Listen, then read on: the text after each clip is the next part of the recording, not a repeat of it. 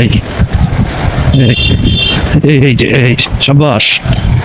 আসসালামু আলাইকুম, this is Raipur. রায়পুরের রাস্তা বস্তির রাস্তা থেকে কোনো দিক দিয়ে খারাপ না। অবশ্য বস্তির রাস্তা বলছি এই জন্য যে বস্তি শব্দটা তো আর পরিষ্কার সত্য বোঝায় না, আর রায়পুরের রাস্তাগুলো খুব দেখতে অতটা সুন্দর না। রায়পুর থেকে আসার সময় সব দিক থেকে রাস্তা ভালো, শুধু রায়পুরে ঢুকবে রাস্তা খারাপ। হায়দ্রাবাদ থেকে রায়পুর আসার যে রাস্তাটা, এটার অবস্থা খুবই ভয়াবহ, খুবই। সারা রাস্তা ভালো আসা গেলেও এইখান দিয়ে আসতে গেলে অবশ্য সমস্যা হয়ে যাবে, কারণ এইখানে বর্ষাকালে আপনি আসলে এই রাস্তার মধ্যে সুইমিং কাটতে পারবেন, কোনো অসুবিধা নেই।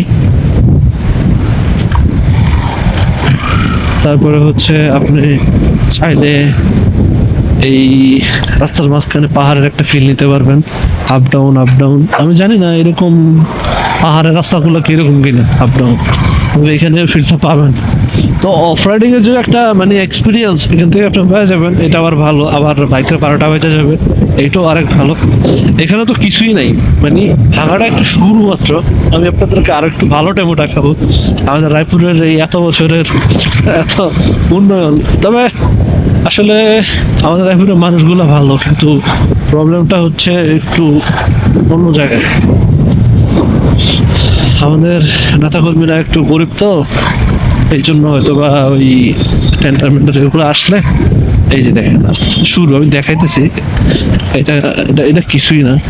একটু পরে বাইক দেখবেন আপ ডাউন আপ ডাউন হবে, তারপরে দেখবেন আস্তে আস্তে আমার বাইক এইভাবে যদি আমি 1 মাস ড্রাইভিং করি, আমার বাইক দেখবেন মানে নাট বোল্ট যা আছে সব খুলে পড়ে যাবে।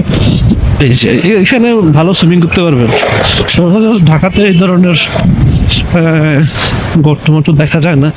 তো বর্ষাকালে এগুলোতে এ পর্যন্ত পুরো পানি থাকে। কার যদি বাসায় পানি প্রবলেম থাকে, রাস্তায় এসে গোসল করতে পারবেন, একটা অপশন রাখছে আর কি। এটা পৌরসভা থেকেই অনুমোদন পাইছে রায়পুরের। এই সামনে গেলে আপনি একটা এই কি বলা যায় এটারে, আপ ডাউন এই যে শুরু হয়ে গেছে, ঠিক আছে।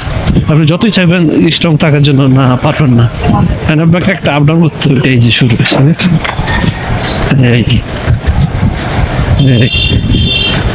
এই যে এই সাব্বাস। আসলে আমাদের শহরের উন্নতিটা এই জায়গায় আটকে আছে, সড়কের জন্যই এই জায়গাটা আটকে আছে। অবশ্য তারা চুর না, তারা বিশাল ব্যানারধারী মানুষ ছিল, এই আর কি অবস্থা।